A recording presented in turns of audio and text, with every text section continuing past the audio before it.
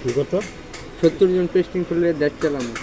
দেশের যে পরিস্থিতি বুঝছেন না, এ আরে মাইরা খাইতেছে, ও আরে মাইরা খাইতেছে, সবাই মানে ক্ষমতাশীল।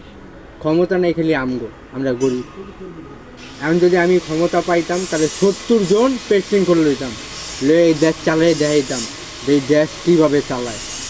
ওরা তো দেশ চালাইতে পারতেছে না, দেশ চালাই যাচ্ছে। ওরা খালি পেট চালাইতে চাইতেছে, দেশ চালাইব বাল মিয়া, যে যার পেট চালানোর চিন্তা, বুঝছেন না? এই কারণে এখন নতুন দল করা দরকার। সব কি পেস্টিং করলে হয় দেশ শেষ আর দেশ শুরু।